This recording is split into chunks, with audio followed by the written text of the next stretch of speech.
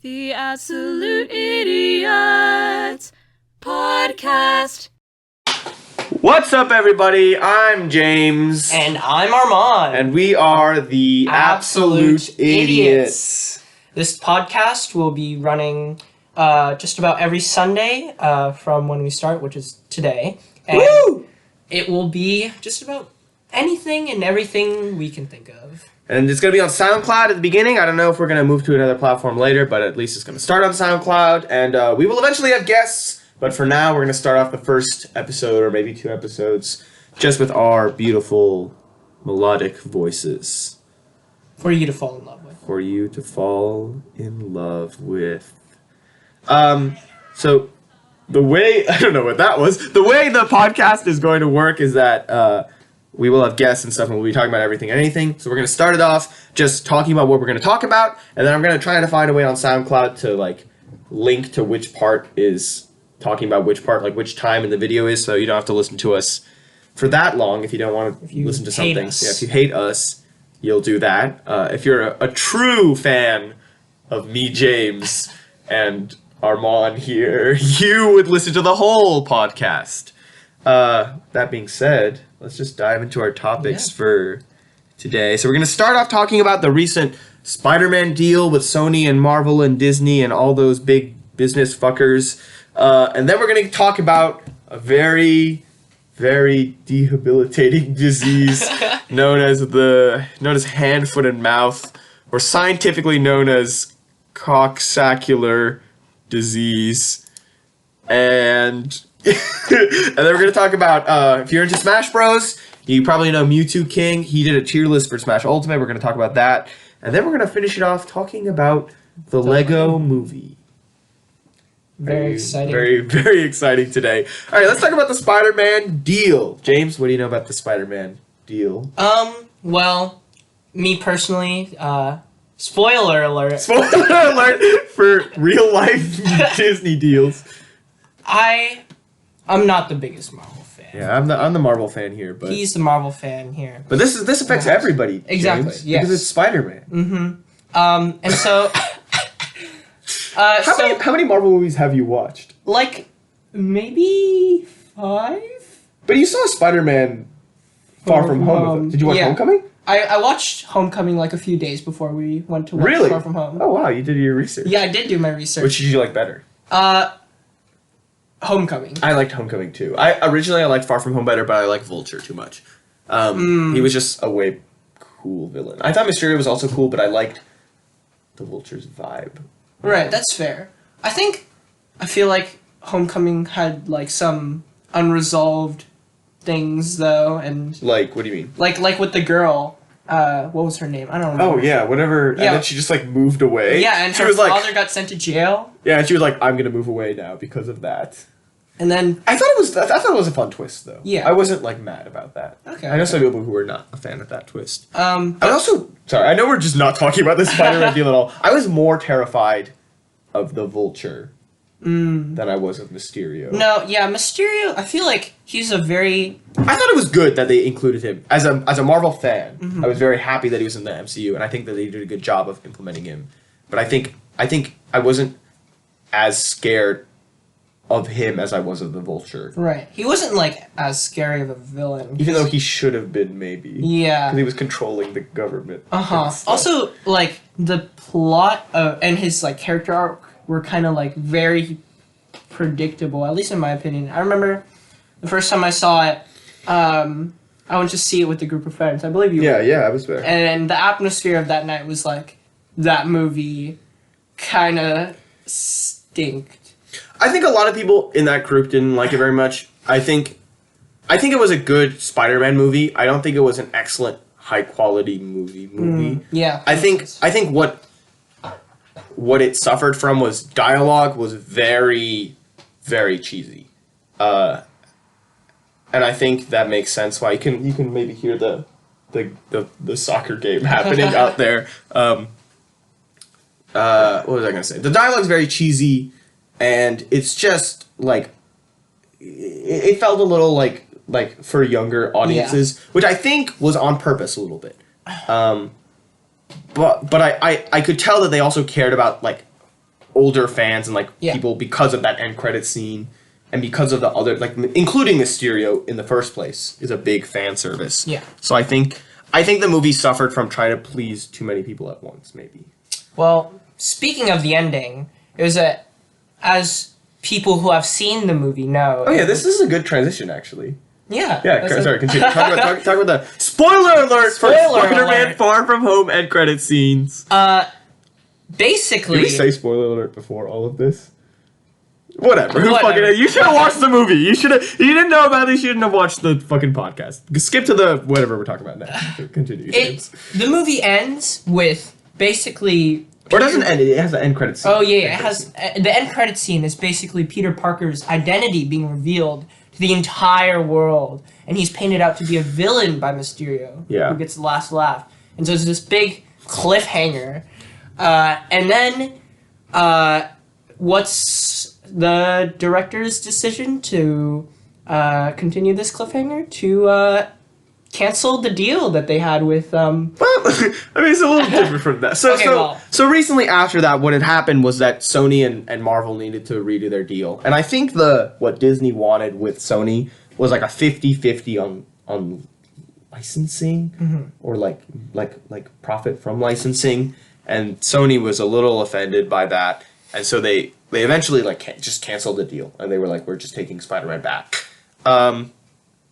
A lot of people were fucking pissed. I mean, that was like a big thing in social media and just like Marvel. I mean, even like I'm sure you heard about it. Yeah. And were like, I mean, it's just like even at school. Like, Yeah, people were yeah, just like, exactly. ah! it was a big thing everywhere. I did not take it that seriously though, and I think the big reason is because that's just a money maker. Yeah. And Disney is a lot smarter than that. I mean, they're just making so much money. Like you're not dumb and you make that much money. And I think like it was not smart of them to try and make the deal like so not in Sony's favor. But I think it was just going to be even dumber for them not to try again later. So it makes a lot of sense to me that the deal recently the deal went through. So what happened was that they came up with another deal, and now Spider-Man is going to be in the MCU for one other solo movie, and then he's going to appear in only one other movie, and that's what they have so far. Goes until now. We don't know if the deal will change, but right now Spider-Man will have one more solo movie, and then he can appear in one other MCU movie. Thoughts on that deal? Well, I think like this. And I is don't know just, what the. Sorry, continue. I'm gonna look up the split that they had. Continue. This is like, it's pretty much just extending what the deal was like before, and so I think unless they like are for sure planning on making the next Spider-Man movie the last movie, they're gonna make another deal, because for the both of them, like Sony and Disney, this deal is like very important for the both. No, of them. yeah, I mean, And and Spider-Man is one of the like main money makers now that Captain America and Iron Man are gone. exactly. And No, so that's huge.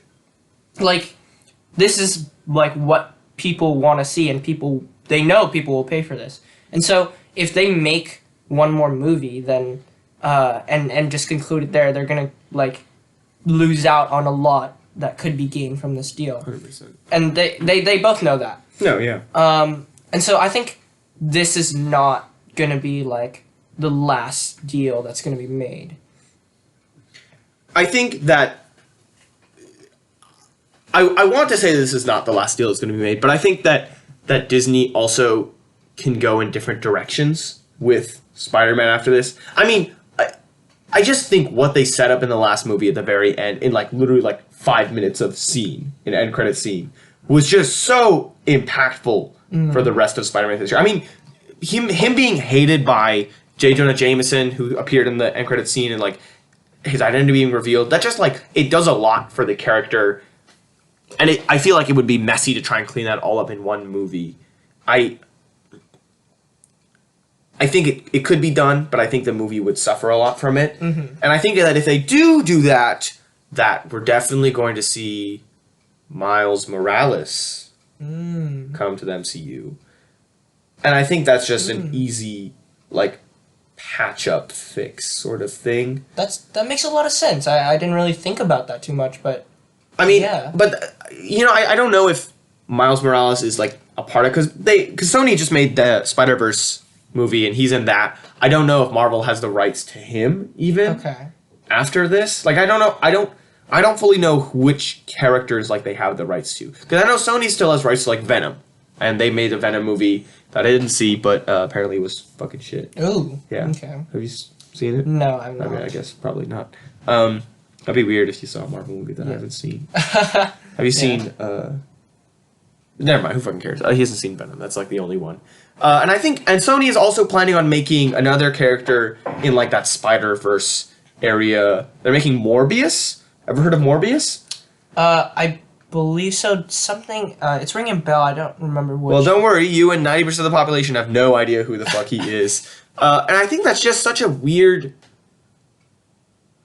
route. Like, Sony is kind of, like, doing this other weird MCU thing, and it's just... I don't know, like, where it's gonna go. Like, going from Venom, who's a very popular character, and people went and saw that movie, but most people agreed that it was just not a great movie. And then all of a sudden you're like, okay, we're gonna follow it up with a Morbius movie. And it's just kind of like, who's Morbius? Why do we care? You know, Morbius in the comics, by the way, if you're really dying to know and you're Googling it right now, he's a living vampire. He's going to be played by Jared Leto, apparently. Do you know who he is? No, he played the Joker in Suicide Squad. Oh. He's that guy. Okay. So he's going to put on white makeup again, and he's going to be a vampire this time. Wow. I think he would do good in the role. And I'm not doubting, like, that a Morbius movie would just be bad because the character's not known. I just think that it doesn't make a lot of money, and, like, it doesn't set a lot up. Yeah. You know? So I'm confused where Sony's going. And, like, what happens, like, if Spider-Man decides to join that universe? Right. Well, I think... Well, I mean, Sony produced Into the Spider-Verse, right? Yes. Okay. Well, Into the Spider-Verse, I believe, was very popular. Oh, no. Hugely successful and popular. I believe it won a fucking Oscar. It won an Oscar. Really? Wow. Yeah. It won an Oscar for Best Animated Movie. Damn. It better have. I'm pretty sure that happened. I don't remember quite well, but... sorry, go on. But, yeah. Like, I guess they're just... From what it seems like from this, like, they're just throwing stuff on the wall and seeing what sticks. And Into the Spider-Verse stuck very well. That's true. But obviously, like, animation is a lot more expensive. Actually, Can we talk about animation for a second? Sorry, Sure. that we're on this topic. I think superhero movies need to be animated. I think that people are missing out on the opportunity to make superhero movies animated. Oh, for sure. I think that there is so much more that you can... I mean, just look at Spider-Verse. There were so much they could do with that movie, animation-wise, that they wouldn't have to do, like, get actors to be in, like, crazy bodies or, like, do things, and it's just... I think it works so much well to build a charming universe. I don't know. I think that like I have a bunch of superheroes that I've created. Whenever I imagine like a movie of them, I can't imagine it in like real life. Like animated just makes so much more sense. And there's so many more characters you can bring more naturally into like in their costumes. Like if you brought for say like fucking who's a character with a crazy ass costume? I mean, anybody, really. And the MCU kind of, like, tones it all down to makes it realistic. And that's cool. But, I mean, who wouldn't want to see the Hulk in, like, bright green? Or, like, Iron Man in, like, classic da-da-da. Or, like, Doctor Strange in, like, bright blue and red. And, you know, I think that animation is a very strong way to go with superhero movies that I think needs to be explored more. Oh, for sure. Definitely. I would love to see Sony... take that and go Spider-Verse, here's our new MCU, and it's animated. Yeah, looking on the flip Sorry, side... I took your whole point. No, it's fine. That's what a podcast is for. Nice. For me to talk over James all the time. Looking on the other side, third time's a charm. Looking on the other side with DC, they've Oh my God, DC. Oh, okay, go. Sorry, I could talk for days about fucking DC. They have definitely like tapped into, maybe not like explored the entire animated market, but like they've produced some very animated classics, and every time they try to go live action, it just doesn't seem to go very well for them. DC's live action movies. God, you just need sometimes to just like take a fucking break and realize that you don't need to play catch up with. Okay, if you've ever talked to me about the DC like scenario, this is what I always say: is that you don't need to play catch up to Marvel while they're at the height of their game, because they're about to go to a real low light where they don't have Robert Downey Jr. and they don't have Chris Evans as Captain America and Iron Man, who are like arguably the two most beloved characters in fucking the MCU. MCU, yeah. You just, I mean, look at Justice League. Justice League was absolutely like DC's shot at the Avengers, like, or try at the Avengers, and it was just not good. Why? Because like half the characters in it we knew nothing about, and it was just against this villain that we didn't care about. I mean, look at the MCU, how they set up the Avengers. They had solo movies with like every single one of those characters already. I mean, the Hulk arguably was not in the MCU, but they had the Hulk, they had Iron Man, they had Captain America, and Black Widow shows up in Iron Man before Avengers, and Hawkeye shows up in Thor before Avengers. And these then are all of like a sudden, household names. these are now household names, and then all of a sudden, here's Avengers, and we've seen all these characters, and now they're all working together, and it's like very interesting because it's all these characters that you saw separately, and you've like liked their movies, and now it's that. Or even if you didn't like their movies that much, like they're characters that you like. Versus Justice League, we had a Superman movie, we had a Superman and Batman movie. Did we have a Wonder Woman movie before? Yes, we had a Wonder Woman movie. Yeah, I think so. And then we didn't have a Cyborg or an Aquaman movie. No. I think there was an Aquaman movie. Maybe it was No, Aquaman came after. Oh, okay. I mean, it came after. There was an Aquaman movie, but it came after. And then all of a sudden it's Justice League. Yeah. Against, and even Loki, the main villain, basically. Not really main villain. Thanos was kind of the main villain. But like in the movie sense, the main villain. Well, Thanos is like the guy who like planned the attack. Wait, are we talking about Avengers. the Justice League? Avengers. No, Okay. In that movie, Loki. Sorry, I transitioned. Oh, sorry. So Yeah, Loki okay. is the villain that we see in Avengers, the Avengers, and we see him in Thor, and we like him there, and then we go, oh, he's back, and he's doing this, you know. Versus Justice League, we had like 3 characters that we had seen before, and then and the Flash was in there, and he didn't have a movie either, and he has his own TV show, but it's not the same person. I mean, you guys get what I'm saying. There's just like, why would we care about this movie and these characters when we've seen so little of all of them, including the villain? Exactly. And it's just like, where are you going? Like, what are you setting up? And now Ben Affleck is not Batman anymore. I don't know if we're gonna get a Cyborg movie. We're not. I don't know if there might be a Flash movie. I mean, everything is now up in the air. Like Aquaman, I think did well. Like it was like okay. I heard it wasn't that good. I heard it wasn't great, but I think it was one of their most successful movies. Okay. I know that Shazam was fantastic. Yeah. I mean, I watched that movie, and it was DC's best movie, other than maybe Wonder Woman by far. And it wasn't even that great. Right. Like it was actually good, but then the ending was kind of like whatever. And so God, this really needs to fit peg. Sorry. I just think that they had so much time to put out take time and put out higher quality movies during right now.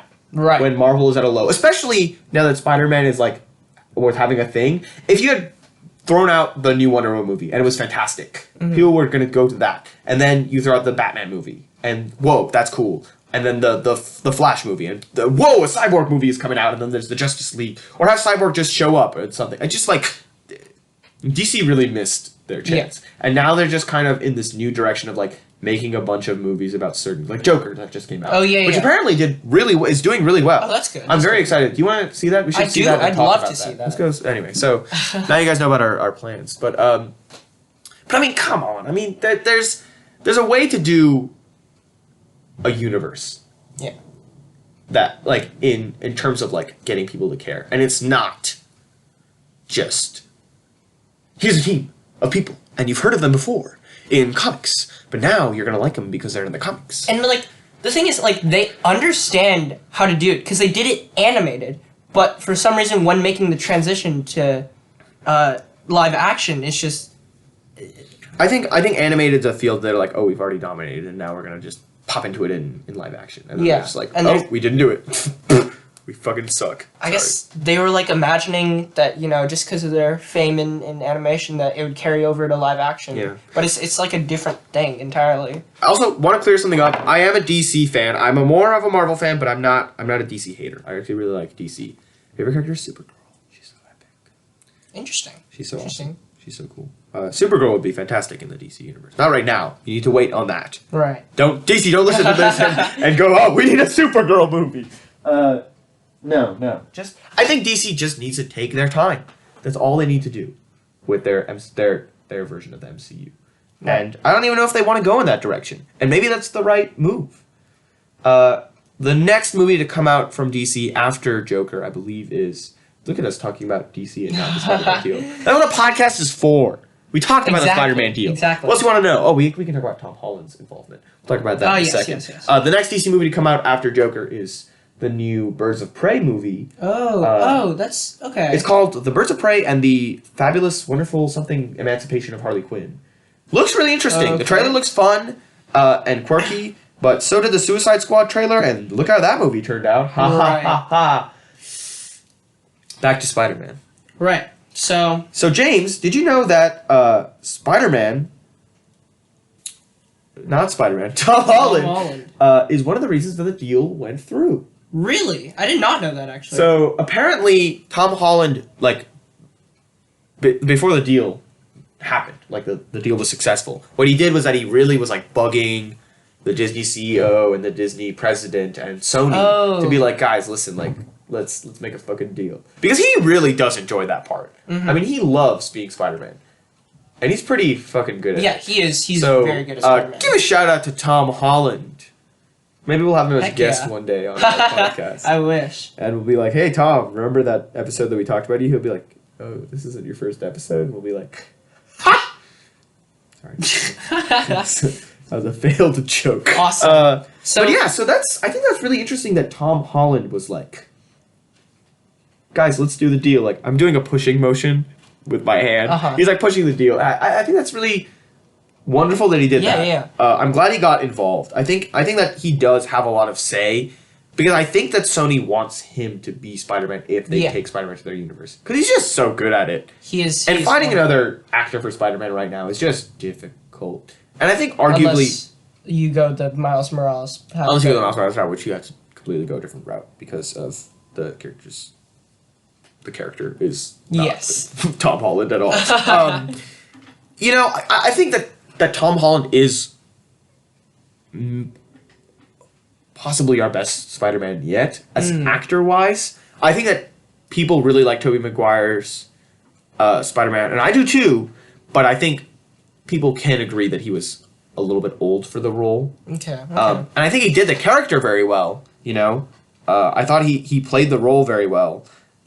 But I think I prefer Tom Holland just because of the age and, like, the small charm. I think they were also going for different vibes. I mean, I think Tobey Maguire's Spider-Man was supposed to be a little bit older. And Tom Holland clearly is still in high school. So, you know, I personally prefer Tom Holland. Right. And even though I grew up with Tobey Maguire, I prefer Tom Holland just because he reminds me a little bit more of Spider-Man, especially in the modern comics, and even his like persona in real life. Yeah, it's very like interactive. Like I've seen plenty of like images online of him like making memes of like Will. James is just sitting at his computer at home and he's like, I'm gonna look up some Tom Holland images today. He's just looking at him, he's like, look at that, he's got a frog in his throat, you know? You've heard of that meme, right? Where it looks like when Tom Holland closes his mouth, it looks like there's like a frog in his mouth. I've not seen this. Really? It's very funny. If you look up Tom Holland frog and you'll find it. Interesting. It's very funny. I'll look up a picture. Sorry, you were talking though. But yeah, like from what I've seen and know about him, like his persona in real life and the type of person he leads, character he leads in real life, it's very like jubilant and very like Spider-Man character and like you said, Please, frog. oh my god. Yeah. Anyway, he's just like you said. He plays the role very well, and overall, he's just a very good. he has a very boyish, innocent, but charming and intelligent Exactly. That's charm, a and very that's good way of hard. describing it. Hard to find. I think Tobey Maguire had the charm and the intellect and the klutz vibe of Spider-Man, but not like the boyish charm. Yeah. And I think Andrew Garfield was fine. I don't think he had. I think he was just a little not charming enough. I don't know.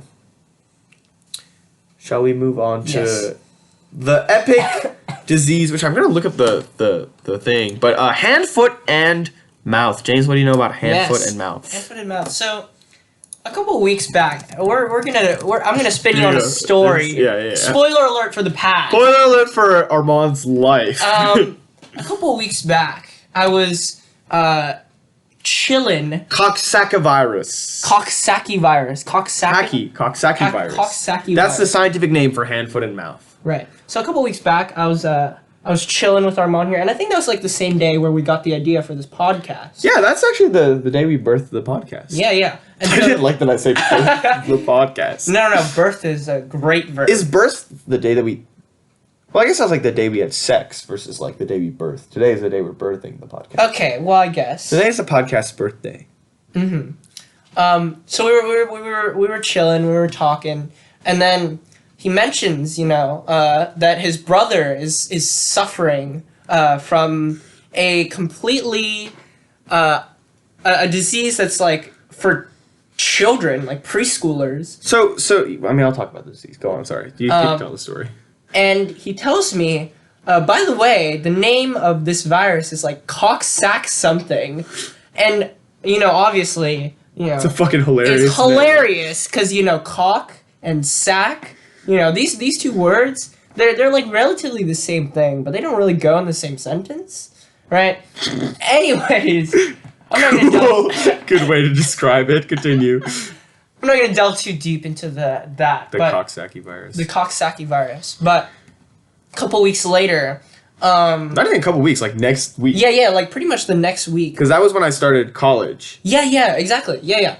I look on your Instagram and you're talking about how much you're suffering under the hands of hand, foot, and mouth, and I'm like, oh no. Oh, bad karma. Bad karma. But it is 1 or 2 weeks later. And I'm much better now. I still have some symptoms. I'm not sick. I can't be contagious anymore, but I have some symptoms, and we'll talk about the symptoms, I guess. Anything else to add on to that awful, embarrassing story about me making fun of my brother for having coxsackie virus, and then he gave it to me, and then I had it. Remember, Kids. if your This is a family life lesson. has a very terrible disease, or your friends, don't eat their food or I drink didn't their eat his water. food. He spit in my food. He spit in your food? So what he was doing was he would pretend to like spit in my food, and I think one day he just accidentally did. Oh. Yeah, no, I didn't eat his food. I would never do that. That's kind of awful. Should I talk about what the disease is? Yes, go ahead. So hand, foot, and mouth. You might have heard of it. It's a more popular disease in younger people. It's kind of like a chicken pox almost. It's like one of those diseases that you're supposed to like get and then you never get it again. Like as a little kid, and it's not that bad as a little kid. You usually just get some kind of like slightly painful bumps on your hands and on your feet. Sometimes in your throat, but it's not like horrible, and it only lasts like 2 days.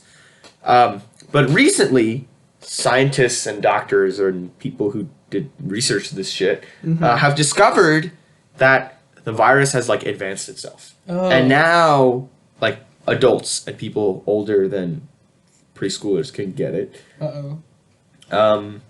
And as you get older, the effects get worse. Oh no. Yeah, isn't that fun? So what happened to my brother? My brother had less bad symptoms. So 3 people in my family got it: my brother, my mom, and I.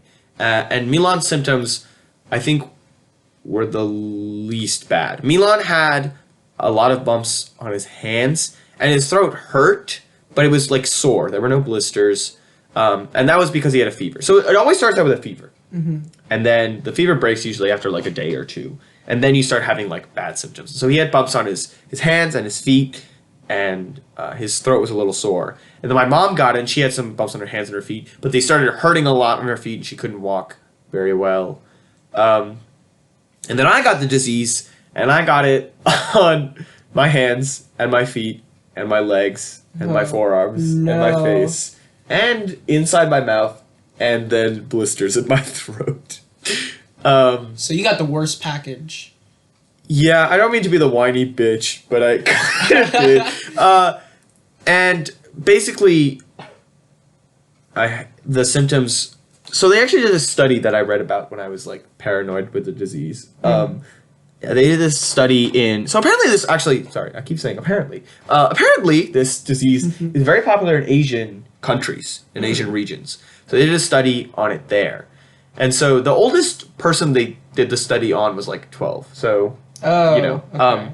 But so the longest recorded of the disease that they had was 7 days, and I had it for about 8 days. But yeah, so it can range from anywhere from 2 days to 7 to maybe more days. That's like the average. The average was like 5 days, but like the range is from like 2 to 7. It's a pretty sucky disease. There's no medicine you can take for it, except for painkillers. Oh no. So I took a lot of Advil. We tried this thing. You can see it on the counter over there. It's called Oragel. It was supposed to help with the blisters in my throat, and it didn't because it was minty and it burned. So get the water flavor. I couldn't eat a lot because if you ate anything spicy, salty, citrusy, or solid, it would like make the blisters worse. Wow. So there was like rice and pudding and water, and that was like the vibe of things. Anyway, the disease got a lot better. What I would say is that like if you have it ever, which I really hope you don't, it's really awful. Also after a while, everything that had bumps, especially on your hands and feet, will start peeling. So just be careful with that. But I would say just don't worry too much. I think you just gotta like push through and just like have a good attitude about it. I had a really bad attitude about it, especially because I had just started college. Like the first day of college was my worst symptoms. And so I would say just kind of like, just have a good attitude. I think that helps a lot more than having a really bad attitude. Also like having wonderful supportive friends and family is really great. So, Well, yeah.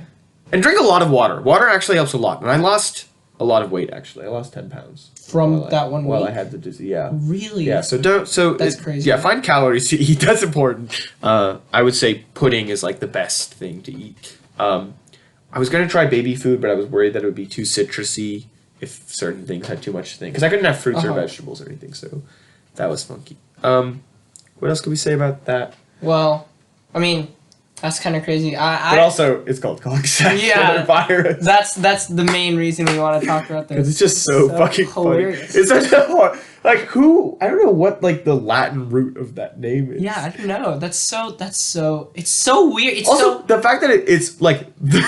it's...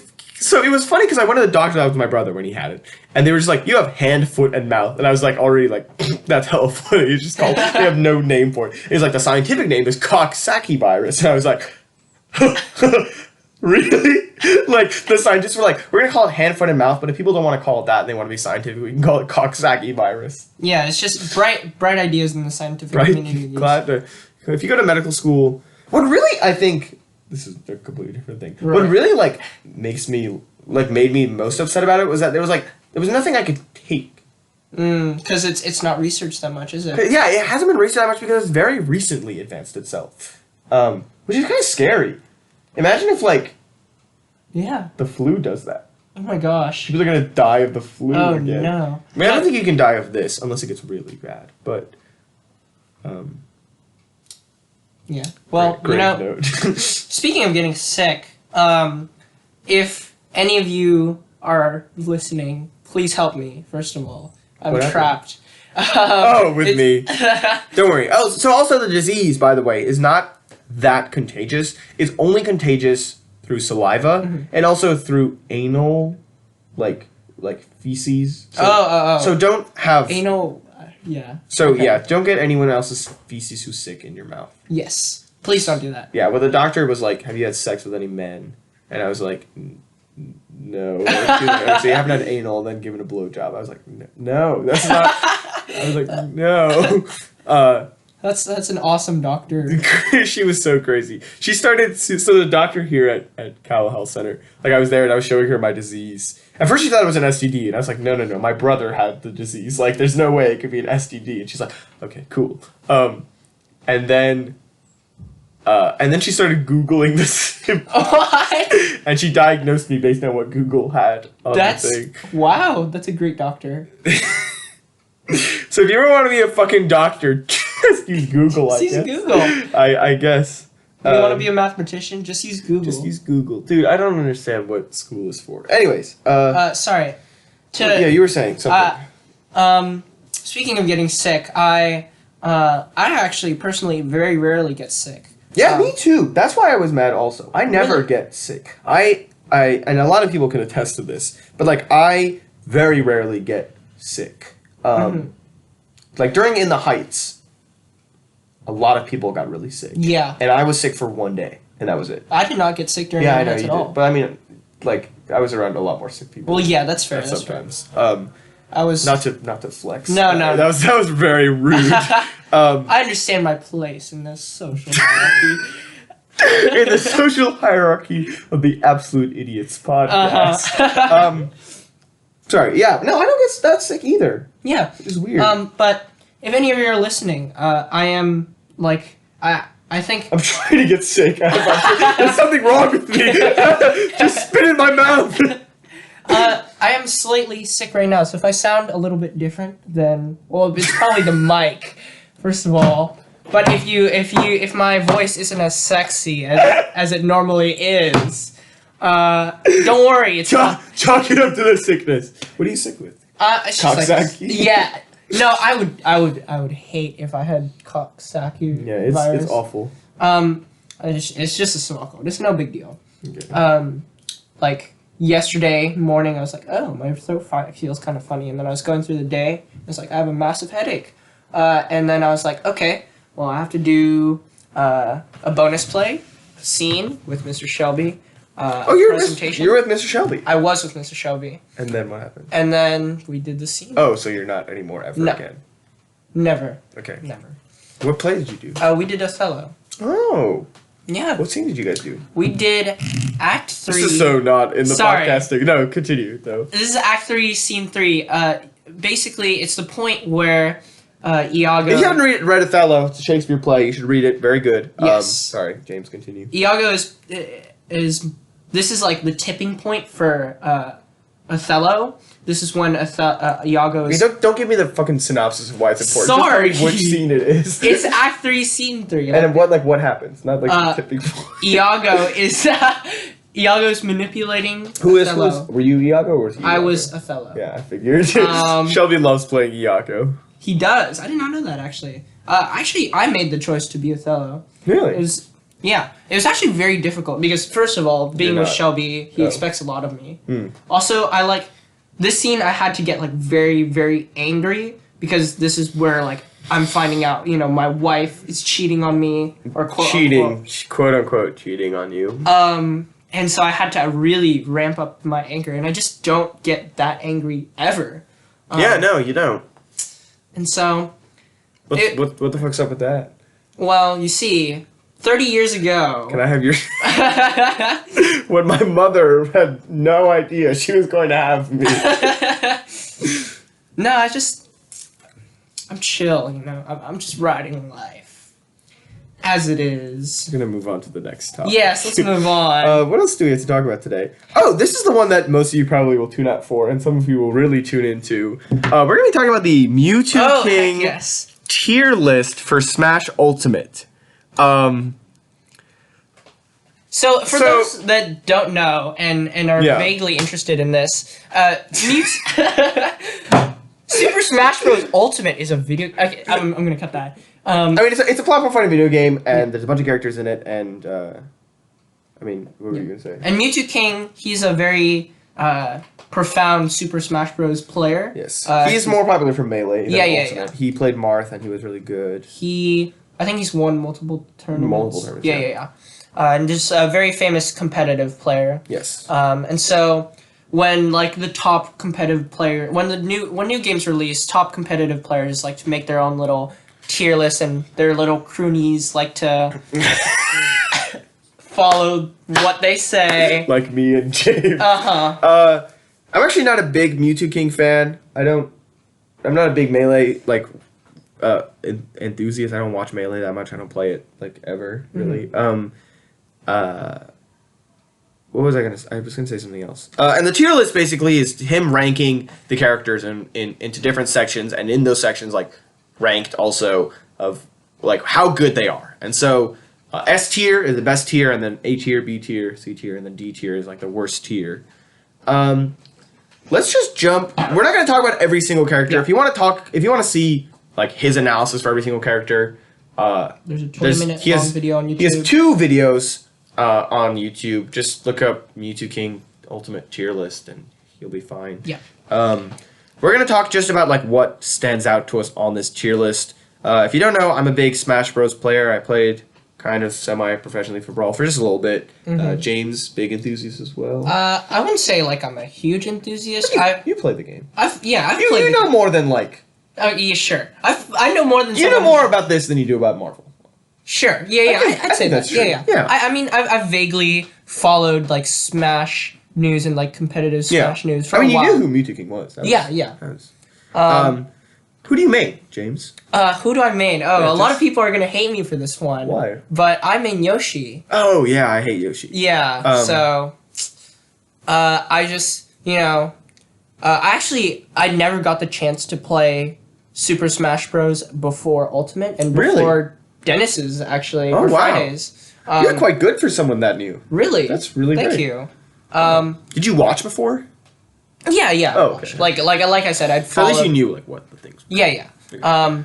But at first, like, I went for Kirby because that's You had a DDD for a little while. Yeah. I think Kirby, DDD, Meta Knight, those were all some first good franchise. picks. Good franchise. Yeah. This is not the tier list, by the way. We're just talking about characters that we like to play. So a main is like who you play most. I don't. Why are we explaining that? Nobody who doesn't really know Smash Bros. Is going to be listening to this part.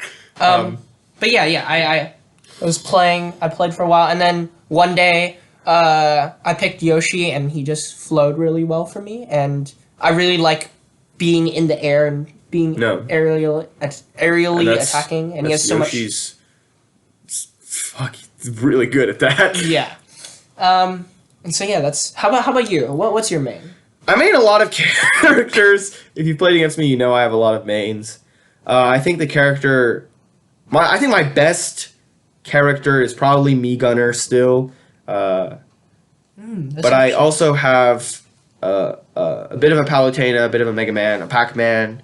I also play Hero. I think Hero might be my second best character. I know people are gonna hate me for that. Maybe DK is my second best character. I have a DK, an Incineroar, a K-Rool. I have a Piranha Plant. So you're into the. I play a lot of characters. Yeah, I am very heavy oriented, but I also play like Samus and Link. Also, Samus might be my second best character. But yeah, I play a lot of characters. But I think if I wanted to win a game, I would pick Me Gunner. Okay. That's very interesting. Not many people go for the Me characters. Well, okay, can I talk about the Miis for a second? Is that everyone was like Me Gunner, not that great. And as soon as the Sans skin came out for Me Gunner, people were like, oh my god, like look what the Me Gunner can do. And people have been like ranking him much higher. Like he used to be ranked in like low tier. So and now he's like mid tier or upper mid tier. And I'm just like, guys, fuck you. Like, Which I agree with like mid tier. I don't think he's a bad character, but I don't think he's gonna win any tournaments anytime soon. Right. Let's talk about the tier list. Let's talk about Mew2King's opinions, not our opinions on Mew2King's opinions. The very worst character in the game, according to Mew2King, is Kirby. Thoughts, James? You used to main Kirby. Yeah. And I still like 5 days. I still play. You still play. Tell us about it. Well, Kirby, obviously, like, I picked him first. I don't know what gravitated to. He's just simple. Yeah, exactly. A lot for a lot of people, Kirby is like their first character. And Kirby is actually designed to be a very easy to pick up character for new players. Like, he's designed to be the intro character because he has multiple jumps and he has the big hammer and he has all sorts of things. Like, he can do the down B. I mean, that's the character is designed to be like easy to use when you first pick up the game.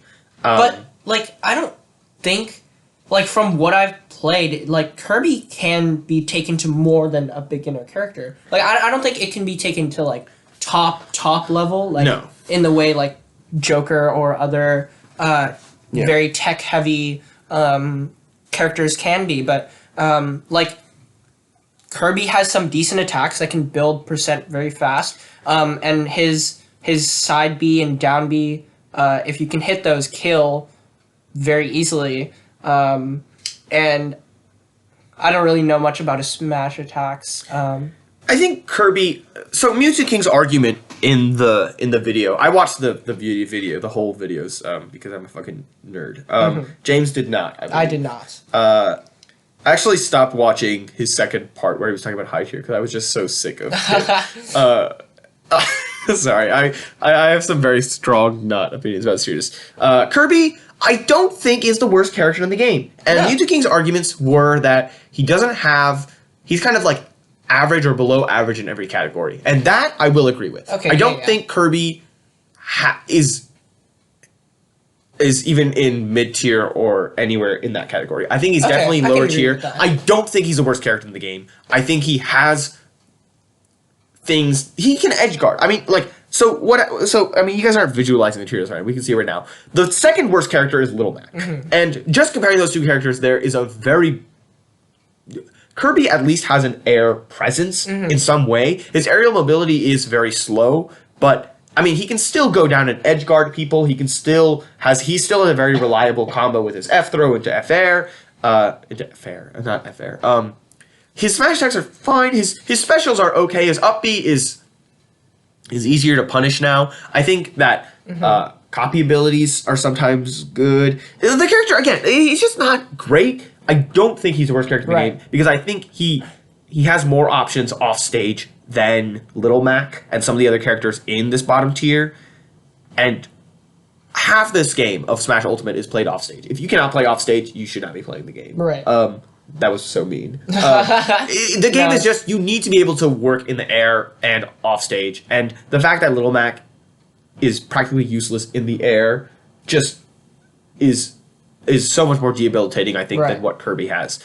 And if he gets knocked into the air, it's very hard to ground himself once again, right? Little Mac? Yeah. Yeah, no, Little Mac he just has no area. I mean, I think Little Mac is the worst character of the game, which sucks. I really like the character. I think with the right mindset, like you can play him better. I think some people just think, oh, like I'll go and I'll smack people up with the smash attacks. But there's a lot more to the character, but he's still not great because, again, this game is like half of it is meant to be played in the air. Like that's why Smash Bros is so unique as a game. I just think that Little Mac is probably the worst character. Kirby, I don't know where in bottom tier he would be, but I don't think he's the worst character in the game. Bottom. And next on it is... I mean, next is... I don't know if we want to talk too much about these other characters. Okay. Is there anyone you're not super happy with having in that bottom tier? Well, lastly for me, I play a little bit of Jigglypuff from time to time. And... I'll agree with that. Yeah. If you're saying Jigglypuff should be higher. Yeah. I think, like... I get that, like, Jigglypuff isn't a powerhouse, but it's like... Again, aerial mobility and exactly. It's very great. And Jigglypuff can, like, if you know what you're doing, you can, like, toy with your opponent very easily. Absolutely. And completely, like, just dodge everything if like I said, you know what you're doing. And like when you slowly build percent over and over and you're barely getting any percent back, then that's a viable strategy, right? I think Jigglypuff really struggles in two main categories. One is range. Mm-hmm. There are a lot of characters in this game that can outrange her. She is smaller, which is nice, so she can kind of like dodge and weave, like you said, if you're good at the character. And her aerial mobility is pretty good. And she also struggles with kill options that aren't just edge guards or gimps. Yeah. Her aerial, I mean, I'm sure if you know this game, you've seen people just get edge guarded by Jigglypuff off the side, but I think her range just makes her not good enough. I think she's still in, I think I will agree with Mew2King that she's somewhere in the bottom. Okay. I want her to be better, or them, I don't know what you want to call your Pokemon. I want them to be better, I think, even though I don't like playing against Jigglypuff. But I don't think they have the options. Yeah. Also, And there are people who are very good at it. I mean, our good friend Gabe Woodbury is an excellent Jigglypuff he player. is. But, I mean, I'm sure Gabe would even tell you that Jigglypuff has a lot of shortcomings that just don't... I think Kirby might... No, I think Jigglypuff's better than Kirby. Also, like, one, like, glaring thing is that there's no, like, actual recovery. Like, yes, it's all jumps. It's all jumps. It's actually... You don't see Jigglypuffs get gimped that often. Mm-hmm. So they don't, like, go, oh, I'm out of jumps that often, because they have the most jumps in the game. And most Jigglypuff players are very smart about their jumps. But yeah, there is no up B that will take you up. Yeah. There's no way to do that with this character. Next, we have Incineroar. This is going to kind of go against my original thing of saying offstage game doesn't have it, but I think Incineroar has some good things about him, but he is very slow running wise. Offstage, his recovery doesn't allow for a lot of options. The character, I think, arguably can be where he is right now in bottom tier. Mm-hmm. The rest of the entire people in D tier right now, by the way, are the best in the D tier is K. Rool, and then Isabelle, and then Incineroar, Jigglypuff, Little Mac, and Kirby. Yeah, the rest of these characters I think I'll be fine. K. Rool, again, a lot of people are like, oh, K. Rool's broken, and I mean, I think he has some things that are very frustrating about him, but I wouldn't say he's broken. He's not broken. Our friend Dennis is a very famous K. Rool main in our community, and he's very good at K. Rool. Yeah. He's very, very good at K. Rool. But like on a good day, like I could beat him. Personally. There are just some things that K. Rool just does. Like you can predict what he's doing, and once he starts doing things, you're just like, oh, I'm gonna play around it. Yeah. He's just a big body, and there are just some things that you just can't. He can't do as well as other characters, and the big body and the fact that he doesn't have a lot of like get in options that don't rely on super armor, and eventually you can break that super armor too. So it's like, there are some things he's kind of cornered into a small handful of things, and that are all like good at first if you're not used to it, but then once you get used to it, it's very playable around. Next is probably the thing on here that makes me the most like, what the fuck?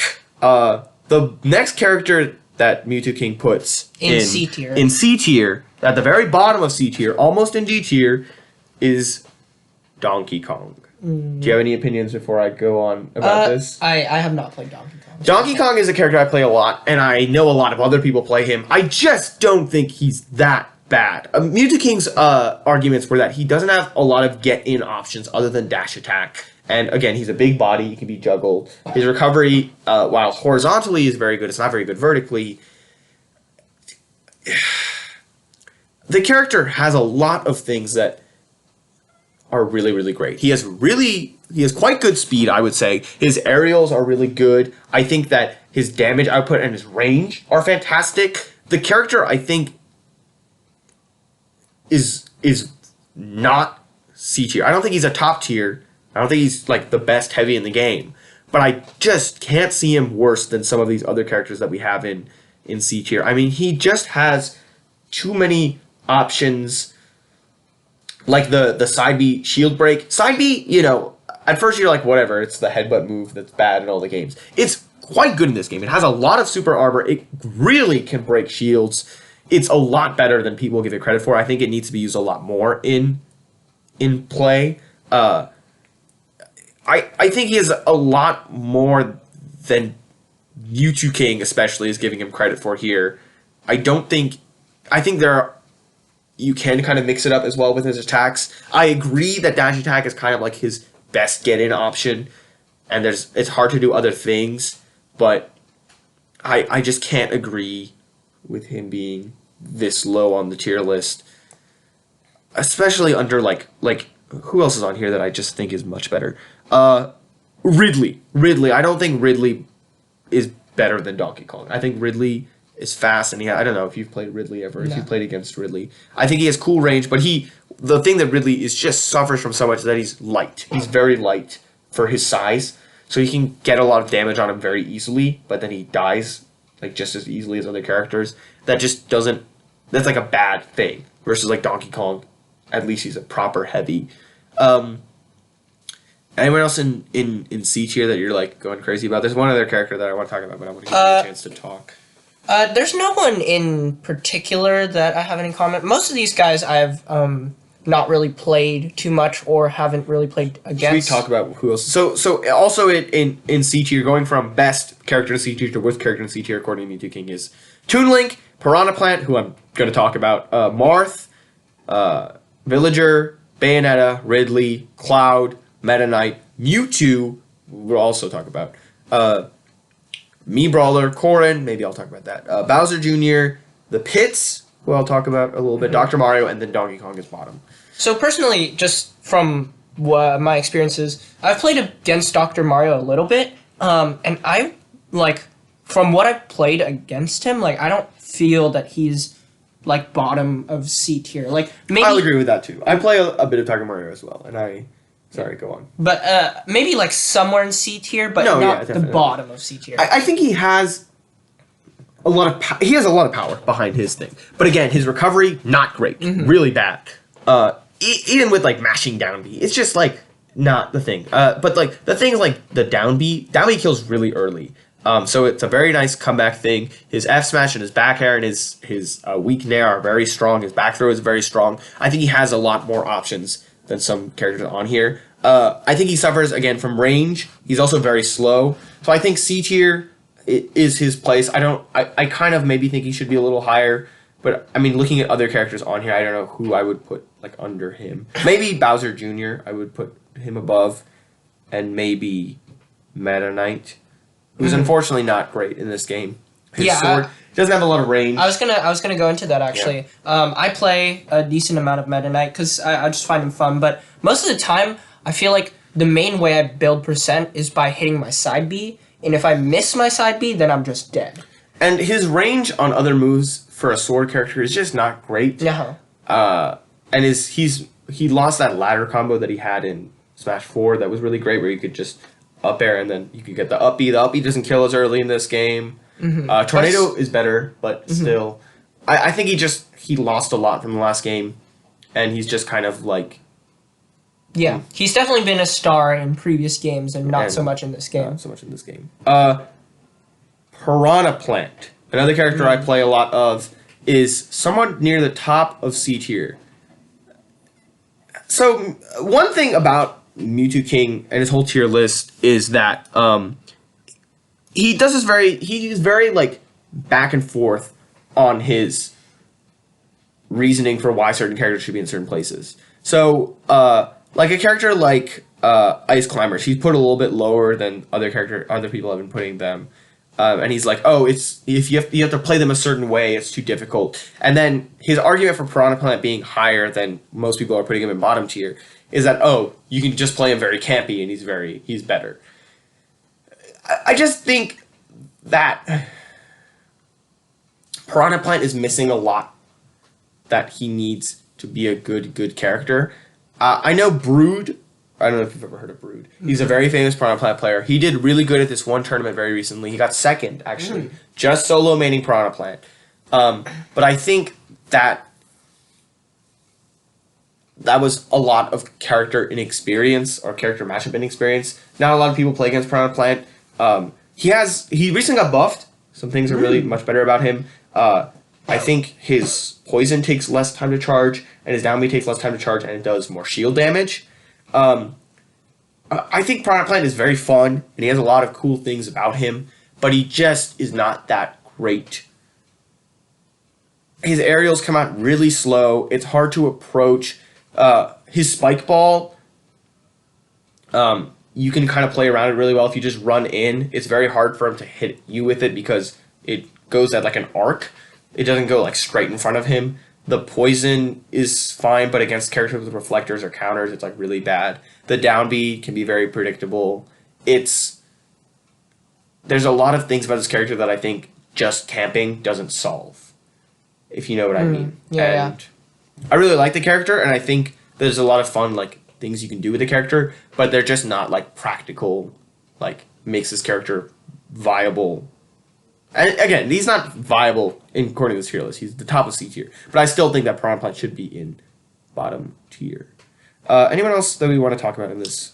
I feel like Corrin. Better or worse? I think better. From what I've played, like she has a decent sword range. She does. And well, I haven't played her very, very much, but I have played against her a little bit. And she's just like, she's on this list. She's worse than Ridley. She's worse than Cloud. She's worse than Meta Knight. She's worse than Mewtwo.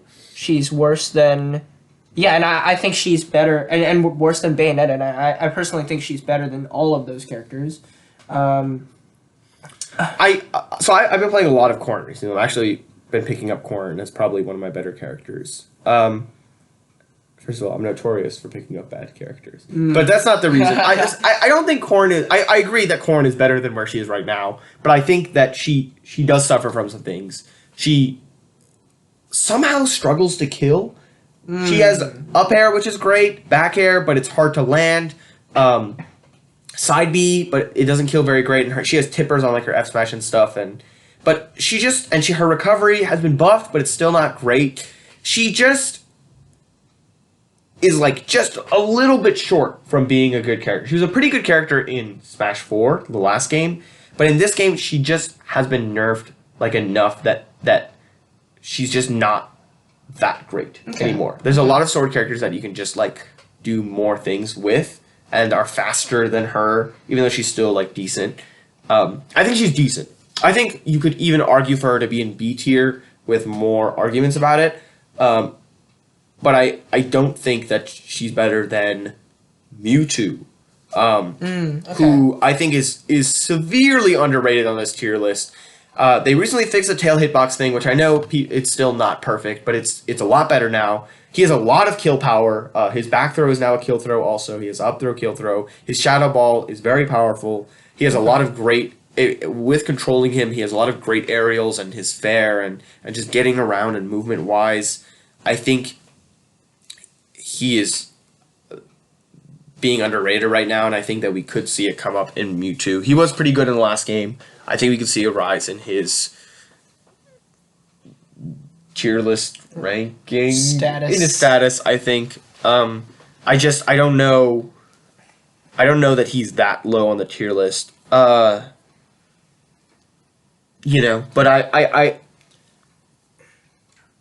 I mean, why did you say that Corrin is better than Mewtwo? I mean, you fucking bitch.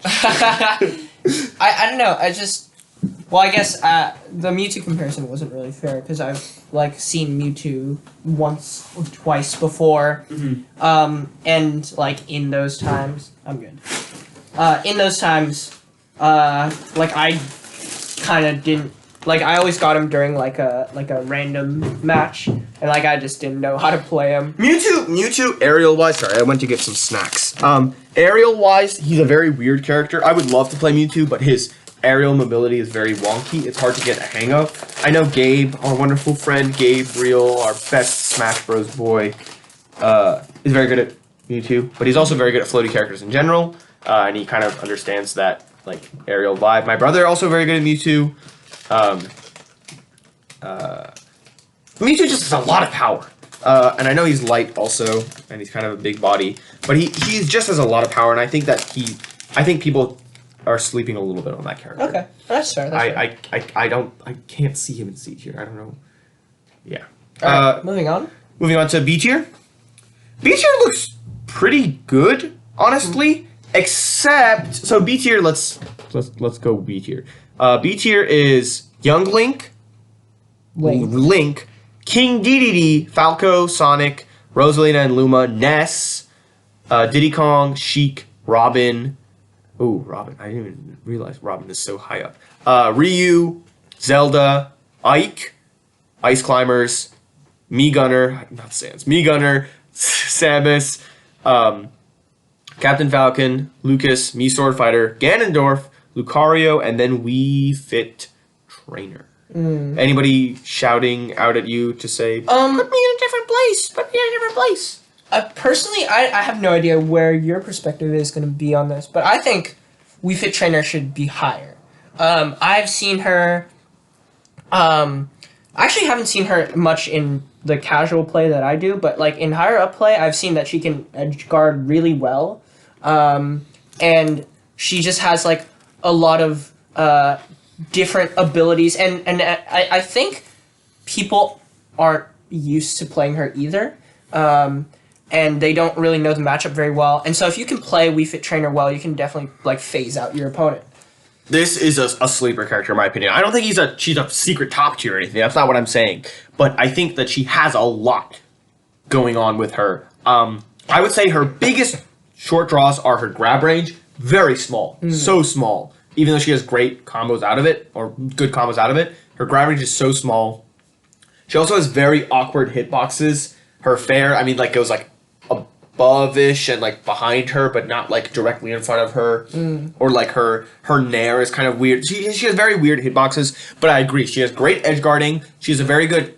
You can go from an aggressive game to a camping game very easily. Her down B is very, very good. I think that she has a lot of potential to be a great character. I forget what Mew2King's argument. Mew2King was kind of like the hitboxes are weird, and there's just not that many results from her. Okay. But I think that's because people haven't really tapped into this character. I know there was a period of time that a lot of people were like, I know Wadi, who's another popular player, he's playing a lot of Rob right now in this game, picked up Wii Fit Trainer as a secondary. Samsora was thinking about picking up Wii Fit Trainer as a secondary. I think that the character has a lot that can be discovered, and I'm ready for that to happen.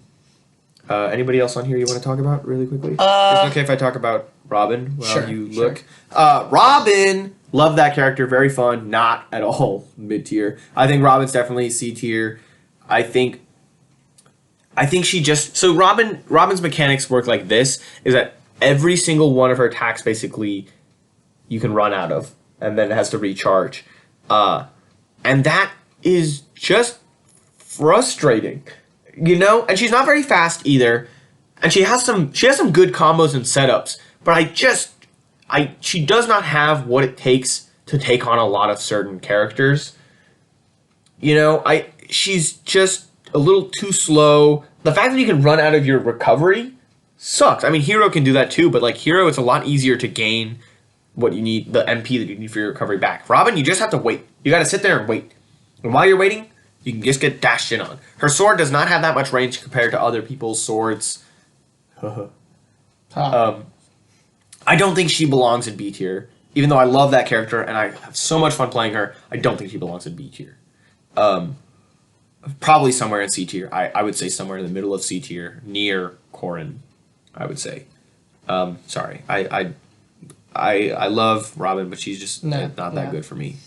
I also don't know if Ryu should be that high. I haven't seen a lot of great Ryu gameplay. I think he's just kind of like not as good as Ken.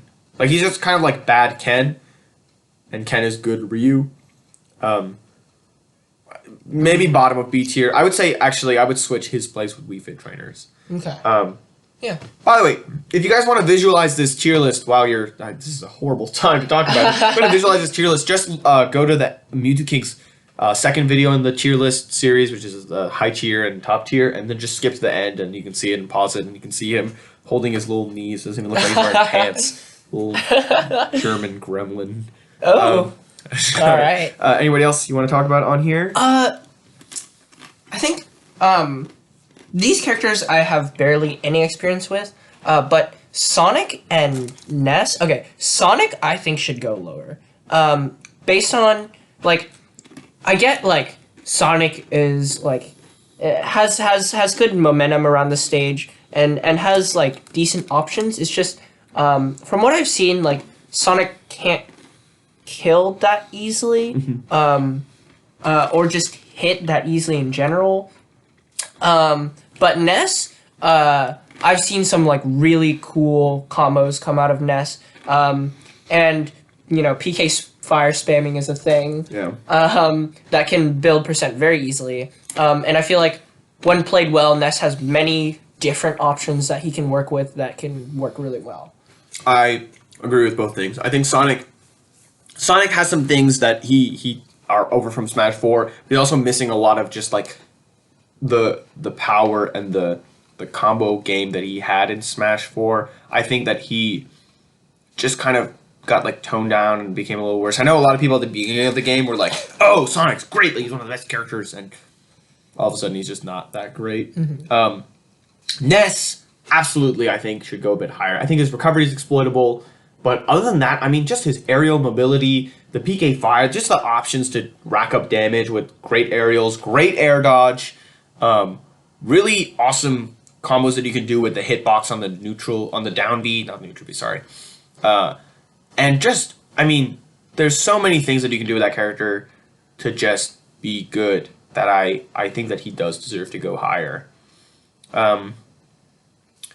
Speaking of going higher, Young Link at the top of B tier, I think he's better than that. I don't know if you've ever played against a good Young Link, but that is just like playing a bullet hell. Really? And it's just like they can throw, I mean, because they have very little lag on their neutral B, first of all, which is just fast fire arrows that can kill. I don't know if they can kill, actually, probably not. But they can do, it's just annoying to deal with. And then there's a side B that combos into things. His down B bombs combo into things. He's just combo city. I mean, you can just combo anything out of anything, and he's very fast. He does struggle to kill, but I think he racks up percent so fast, and you can just move around so much with him that I think he doesn't deserve to be at the top of B tier. I think he's a little better than he's being given credit for. I think a lot of people have dropped him for other more interesting characters, but I think that he has, especially when we get to A tier, there are characters that he's a lot better than up there. Anyone else we want to talk about in B tier?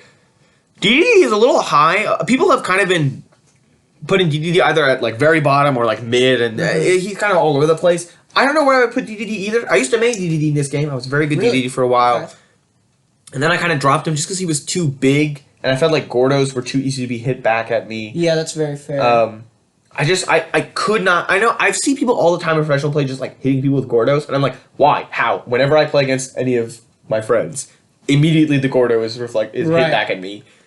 I was like, because Gordos were like my favorite thing. I love to do traps with them, and people were just like dealing with them so well. And I was like, why? Like, why can't I do anything? I think the character does have an awesome combo game, an awesome offstage game, and great power.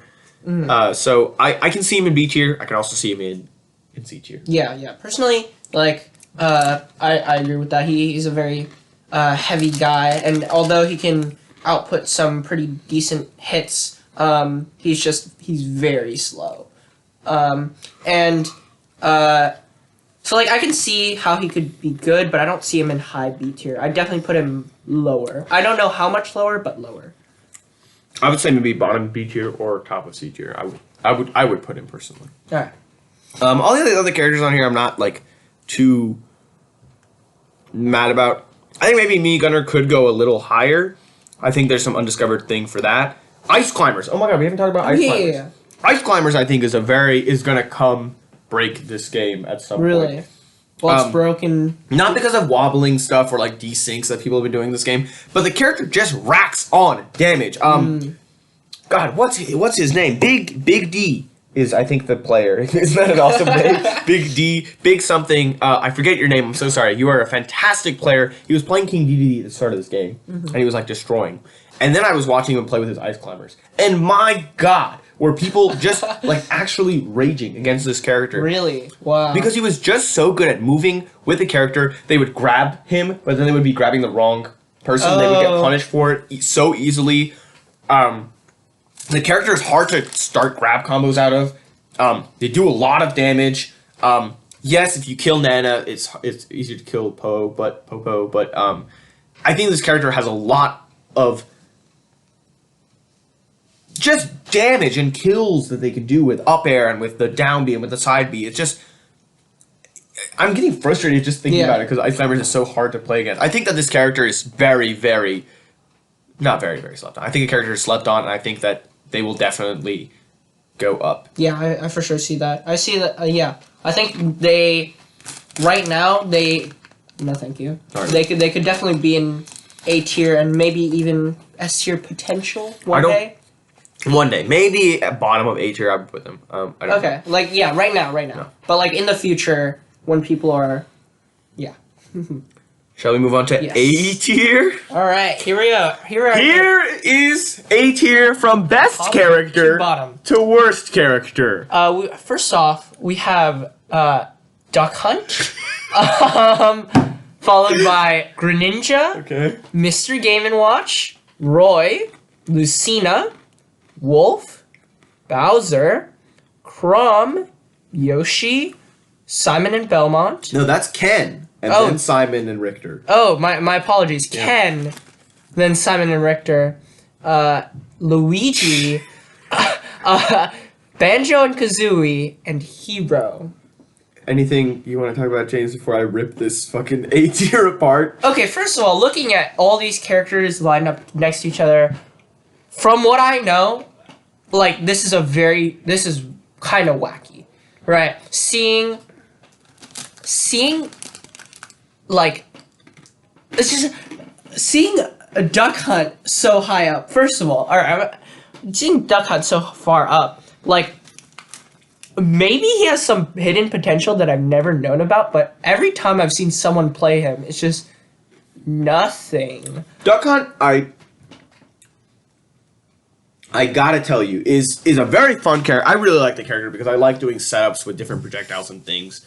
And the character can be very campy, but he doesn't have the things that a character like Greninja or even Ken has up here. He doesn't have anything like Yoshi. I mean, his aerials are all he's a very average character, and I just spit on my computer. I'm so angry. Oh God, I'm eating pretzels, so just watch out for some projectile pretzel chewed up yuck. Anyway, Duck Hunt, I mean, I've been playing him a lot recently, actually, and he has some cool things, but you really have to, like, try and get setups and do things. Versus with a character like Lucina, for instance, who's ranked below him right now. She can just throw out her big hitboxes and it's fine. Versus Duck Hunt has to be like, here's my can, and let's hope I get the F tilt into it, and almost, let me try again. And it's like, I just don't, and the recovery is also very punishable. I really think that the skill cap is high, but like way too high for this character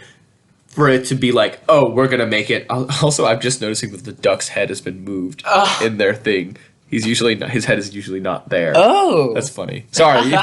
Anyway, sorry. That off topic, but just being the top of A tier just doesn't make sense. I've seen great Duck Hunt players and they're very good. I just don't think that they have things to outdo characters like Bowser or Roy or Yoshi. This is just not. A tier is not the place for him. I could maybe see him at the bottom of A tier or maybe the top of B tier. But he plays basically the same game as Young Link, and Young Link does it. He does not play the same game as Young Link. But I think that I disagree with him being an A tier, and I can't see his setups being more useful in more scenarios than things like Bowser's hitboxes and moves and Tough Guy and Lucina's hitboxes and things, or Ken's punish game or Yoshi's aerials. It's not as superior. I don't know if you want to keep talking about that or if you want to switch to a different character. I was gonna. It seemed like you were mostly done with that. Yeah, I was pretty done. Okay. For me, I remember when So I'm gonna go from the top to the bottom right now. I remember when Hero came out, and Oh, we're talking about Hero. I'm gonna Yes, talking about Hero. yes. I remember when Hero came out. I receive all my news, immediate news about Smash from this Discord server I'm in. And I remember Hero immediately came out, and one of my friends was like, "Dude, Hero is absolutely busted." And this to give you some context, this was a guy that already didn't like Smash Ultimate too much, because he felt like a lot of things were broken in this game and very unfair. But that's a whole nother thing entirely. Hero came out, and he was like, they just completely split Smash Bros apart with this one character that can kill at 20% and has a million different moves and can do anything. And I'm like, oh wow, that's kind of crazy. And then I went to actually go play him, Hero, and Hero can do a lot of things, but I don't think Hero is all that they're cooked up to be. They're obviously restricted by their mana, and while that lets them have better moves, it also if you don't have mana, you're kind of you're out of it. You don't have much to do. You can't recover if you fall off the stage when you have no mana. It's over. You have to know what moves you're getting out of your down B really well to fully get that, because most people, the way they play them is just select whatever move looks the coolest, because if you get hit when you are selecting a move, it cancels. So if you constantly apply pressure onto Hero with a character like Yoshi, if you are just constantly flying circles around him, hitting him whenever he starts charging his neutral B or selecting a move from his down B, they'll just cancel. And if you just keep hitting him just bit by bit, then he can't do anything. And unless you have some great game knowledge, then Hero is not. I think Hero would go much lower on this list.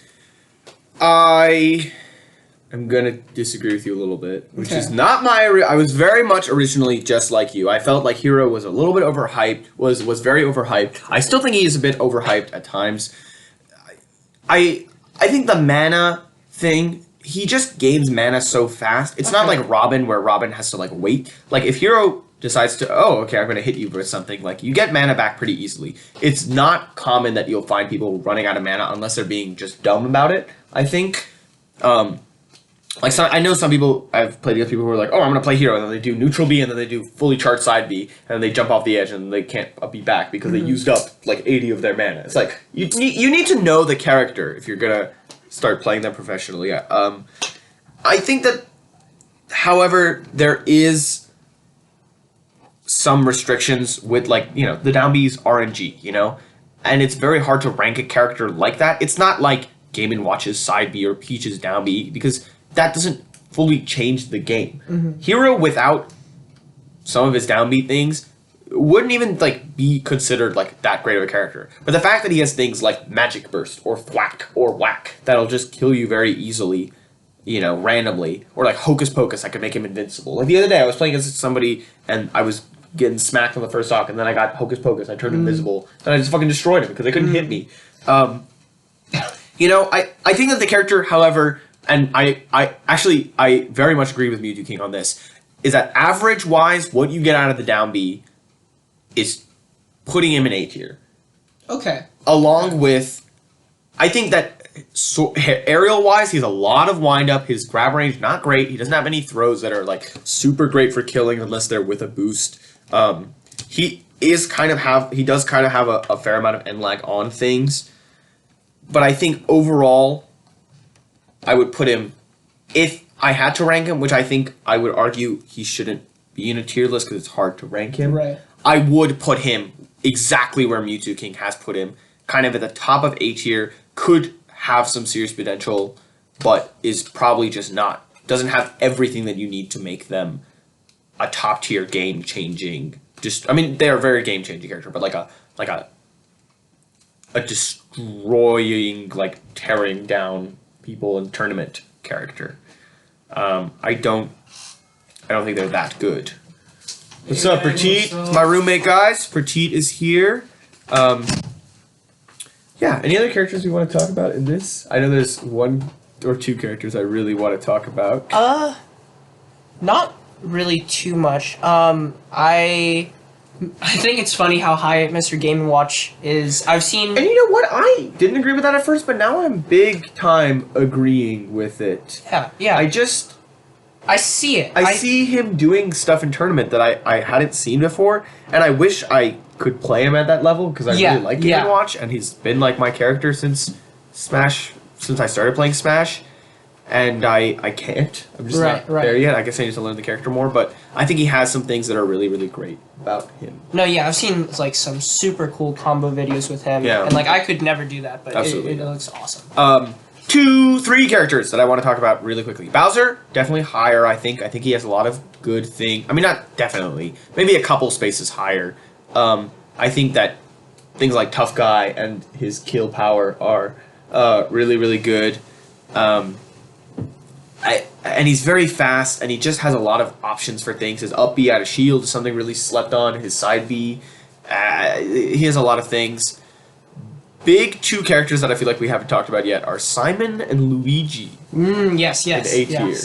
Okay.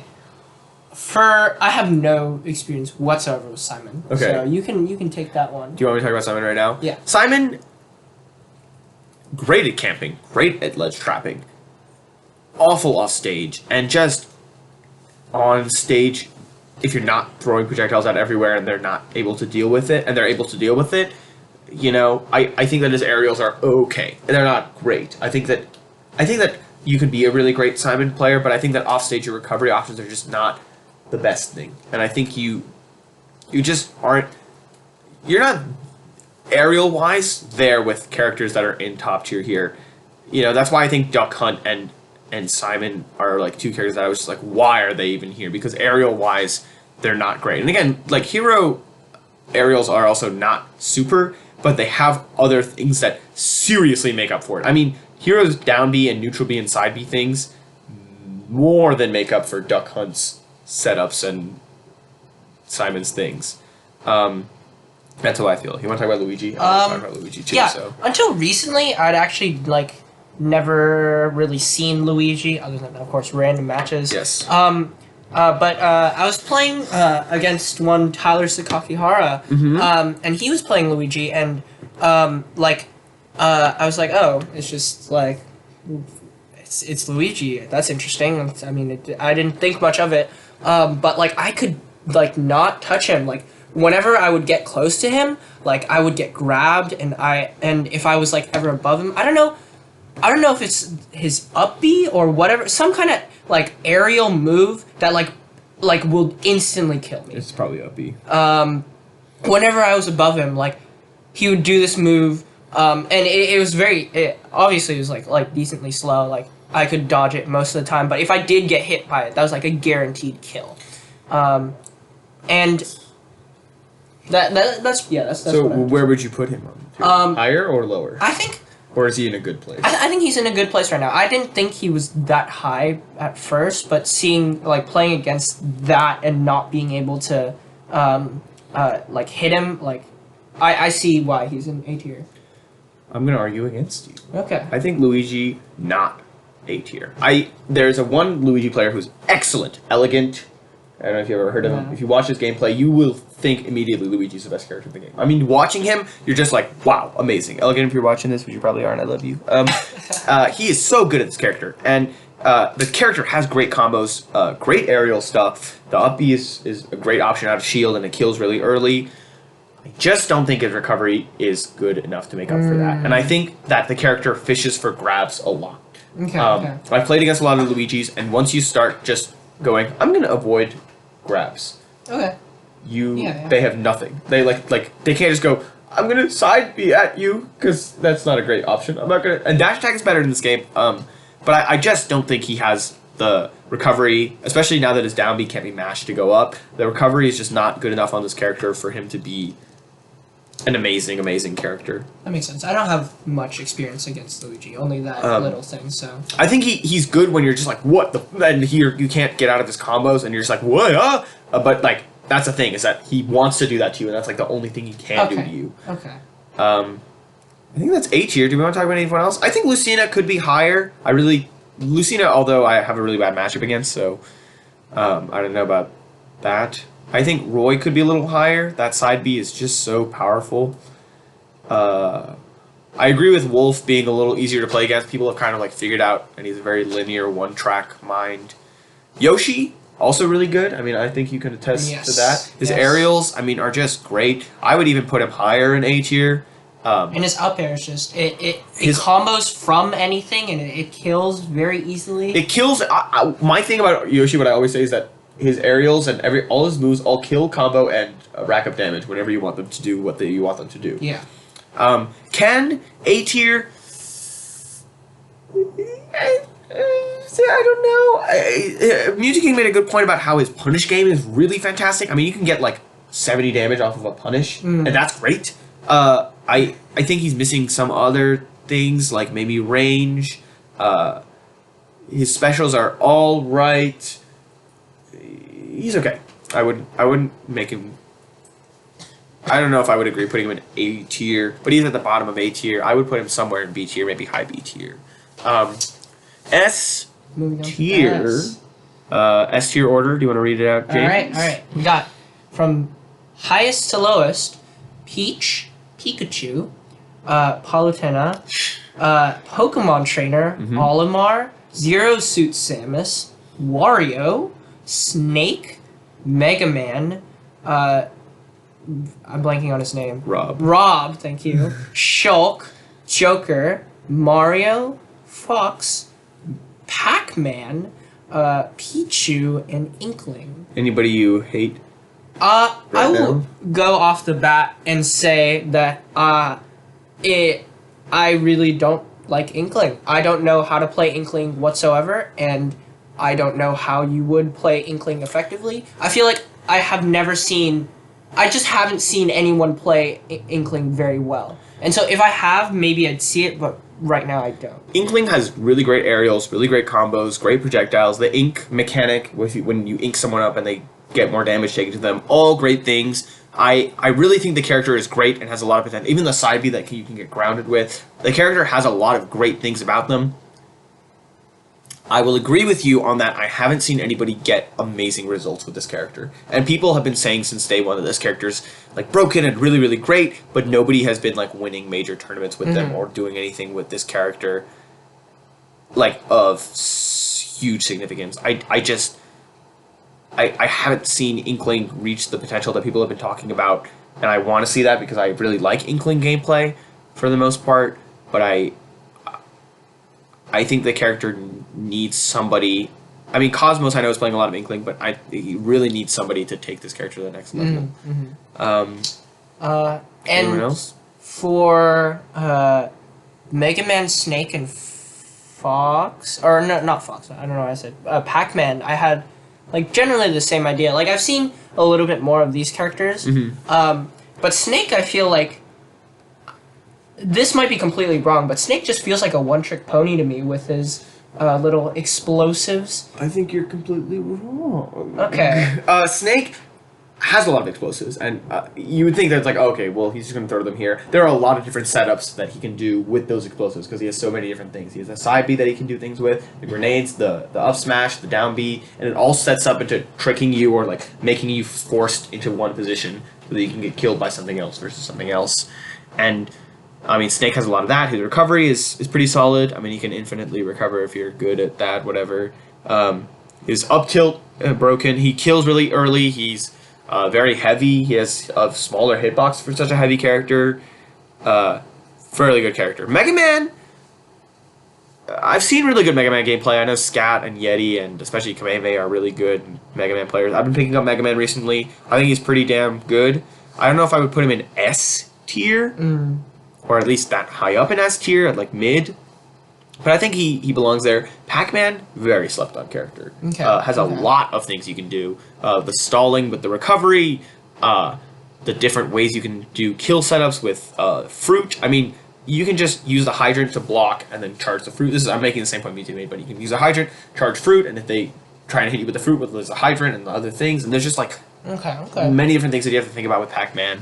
And he's a little more technical for sure, but definitely a good character. If you've ever watched T play Pac-Man, T-E-A, not T, the Link player, not just the letter T, T-E-A. Really great Pac-Man, and he does a lot, and he's been getting good results with Pac-Man, so definitely I think up there. I don't know if Joker should be that low. Joker is pretty low on this list, and he won Evo. Well, what Mew2King said was that MKLeo is kind of carrying this character, and he's making this character better than I think he is, and I disagree with that. I think people are this character has a lot of mechanics that just like make him really good. I mean the counter. I mean the counter is not great, but it can just hit you from a lot of places. He arguably is probably the best counter in the game. It kills like pretty much just as any other counter, but it can hit you when you're below him or behind him, and it's just like ridiculous range on that counter. And it's a very fast cooldown. You can pull it out again really quickly. Seabass, you guys probably... Yes. I mean, he plays Joker, and when he pulls out that counter, in group play especially, it's just, like, impossible to deal with. You just don't think about it. And then the Arsene, the comeback factor. I mean, the character has a lot about him. The combos that he can do with him, the kills... He is a good character, and I seriously doubt that he's that low in S tier. He's probably the best character, if not the second best character. Definitely. Shulk on here? Thoughts? I have no experience with Shulk. I have very little experience too, but Mew2King's only argument was that if you get comboed, you can just go to shield. And that's not a good enough argument for me. That character needs more. I haven't seen any results compared to Rob or even Mario. This is like S tier. This is S tier. We've gone through. This is not like A tier where it's like, okay, you know, somebody's winning some locals. Like, I have not heard a Shulk player other than Nico do really, really well. And Nico, I don't even think has won any like anything super significant compared to like Leon, who's been placing really high. I don't see Shulk being a top tier. I kind of want to rush through this because I want to get to the Lego movie before we make this way too long. Anything else? Palutena might be a little high.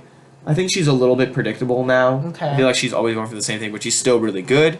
Mario, at first I disagreed with him being up here, and I still do a little bit, but I know a lot of people really like... Or he has a really good combo game. I think his range is okay. I think he's not as fast as some of these other characters who have less range, is what I was going to say. Like Fox or Joker, he's just not at their speed, I think. But I think feels slower. His combo game is good, and he kills like fairly fine. I would say he's probably an A tier, maybe not an S tier. I'd agree with that, Peach, best character in the game? Thoughts? I've seen our good friend, once again, Gabe Woodbury do really well. Do really well with him, but I don't think she belongs at the very, very top. I think she's probably third best character, and this is getting a little dicey because that's just like so close to each other. I would say top 3 characters in the game. I would go Pikachu, Joker, and Peach is third. I would say you could interchange Pikachu and Joker depending on your argument. I think Pikachu definitely belongs in top 2 somewhere. He's small, fast, kills, spikes, nairs, combos. There's a projectile spams, camps, aggressive. I mean, and finally, Esam just recently won a tournament with him, big major tournament. Character is very popular. He's just good. Peach has a great combo game, great damage, great projectile. I just think that she struggles in the Joker matchup, and we've seen that with Samsora losing to MKLeo so often. I think that she's missing something keeping her from getting Joker. But yeah, that's our thoughts on the tier list. We spent a lot of time with that tier list. We did. Remember, he has much more experience than I do. I'm more of a, a casual. What James is saying is don't judge him for anything he said in this video. I'm going to judge him afterwards. He's much more of a competitive guy than I am. So you can judge me if you're a competitive player. Should we move on to the Lego movie? What do you want to talk about the Lego movie? If you've never watched the Lego movie, spoiler alert for the Lego movie. Spoiler alert! What was your first experience, not like with the movie itself, but like with the Lego movie? Like, it was so far back now. It's kind of hard Yeah. to remember. I remember, oh god, I don't like. I remember the first time I saw the trailer. In like Really? the summer of before 7th grade. Wow, was I just immediately in love. And I think there's one big thing about this movie that I think really appealed to me, and I think to a lot of kids at the time, is that it just, as a kid, when you're like playing and you're making stories or whatever with your toys, everything's so random. Yeah. It's just like random. It's like, what the fuck, this just happened. Like, as an adult, when you listen to kids telling you stories, you're like, you missed a whole big plot point. Exactly. And stuff. And this movie is able to be so freaking random and crazy without losing like any plot. Like it has a plot, and it's a whatever. You can argue if it's a great plot or not a great plot, but it's very random. I mean, that part where there's just like Shaquille O'Neal's in the movie, and boom, and like the Green Ninja, and then there's like not Green Ninja, and then is that where that name came from? What? Green Ninja. Green. Do you know the character from the Lego movie, from Lego Ninjago? Anyway, whatever. There's just like so much random. What the? Yeah. They're building random crap, and it's just random. There's a pirate with a robot, and there's a Unikitty, and it's so random, but it works so well. It does. I think that's something that it really nails in that regard. I think it especially like, well, obviously it appeals to children, but like it appeals to children in a way that like that in great animation fashion do it. Like adults can appreciate it very well. Like, I just completely lost my train of thought. I think, when I first saw it, it was a long time ago, so I was much younger, and I enjoyed it. Oh yeah.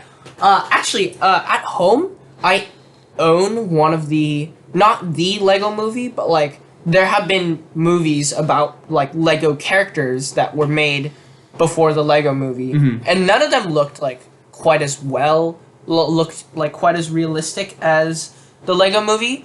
But like there was definitely like this place in my heart for Lego styled movies, and this making everything look like stop motion. That was definitely a beautiful, wonderful choice. And we just read on this right before we started the podcast, where it's not actually stop motion, unfortunately. Yes. Of course, that would take millions of years to do stop motion like that.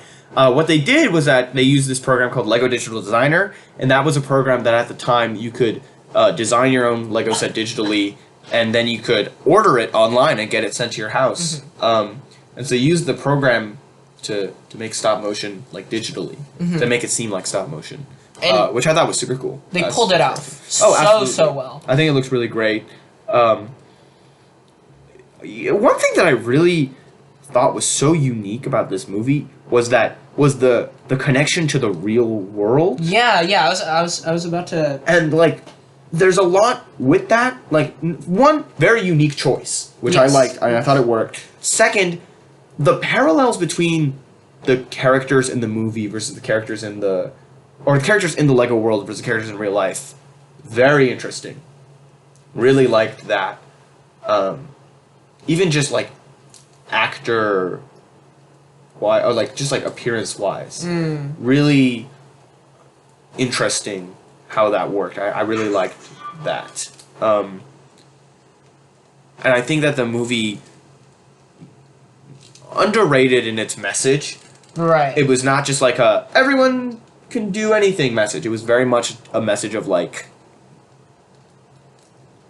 everyone can do anything, but like the way it starts is that you have to like initiate it. Right. Like it was again still kind of a cheesy message, but I thought it did it in a very unique way that I really appreciated. Especially like when you have a crazy plot like this. Yeah. It's very hard. Like it's very easy to not take it seriously. Yeah. And it's also very easy to just completely go off the rails and just have an incoherent movie by the end. And a lot of different children's movies fall into this trap where it's just like this is a good whimsical dinosaur. Yeah. Especially comes to mind. This is just a whimsical we should talk kid's about that tale. next time, The Good Dinosaur. And this is just fun. But this this was able to keep everything coherent and tie everything in by Yeah. the end, and it was very satisfying to watch. I agree. And the whole idea about master builders, like it was super. I don't know how I feel about the Master Builders thing. Personally, I thought it was really cool. It I understand like where or why people might not like that, but I think in my mind it's just so cool to have like a super genius mind of like being able to build like anything out of like a specific set around you. I'll agree with that. I think it's very cool, but I think that the message it sent was a little weird. Okay, yeah. You know, can we just talk about the cast of this? Yes. 'Cause we were looking at the cast, and I mean, I knew most of these, but like Nick Offerman, who is Ron Swanson from Parks and Rec. I don't watch that show, but I know that's important to people. He's Metalbeard the pirate. Charlie Day is the space guy Benny. Liam Neeson was a bad cop, but then there's also like Jonah Hill was the Green Lantern in this movie. Channing Tatum was Superman. Kobe Smulders, the Maria Hill from the MCU, if you don't know, was Wonder Woman. I mean, just like, wow. I can't believe they got so many important people together for this movie. And I mean, I love that they did that. Yeah. It worked really well. Even in the second movie, which I don't know, maybe we'll talk about that one day. We're not talking about that today, but just a really lovely movie. I think it was, I don't know if it won any awards. I know it got nominated for an Oscar and an Emmy and stuff. Let's see, we can find it. It won some film critic stuff. It was nominated for Best Original Song. The soundtrack for this movie, oh my god, it did when it was nominated for Best Original Song for oh my god, there goes Titus. Everything is Awesome. Sorry, one of the epic action figures fell. Everything is Awesome by Sean Patterson. Don't know Sean Patterson, but Everything is Awesome. Very important song for that movie. Great soundtrack in these movies, especially the second one. I really love the soundtrack in the second one. I think this movie does a lot of things right. Yeah. And even though it is very loved, like widely loved, I think it is a little slept on in terms of like how good it is.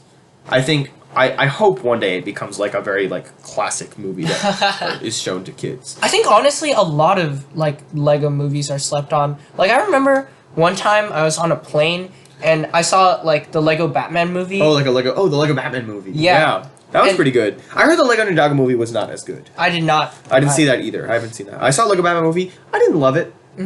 I loved I thought it was just a little too much like the Lego movie for me. Okay. In terms of like sense. randomness crazy. Which is why I was worried when we went to see Lego Movie 2. But I actually really liked Lego Movie 2.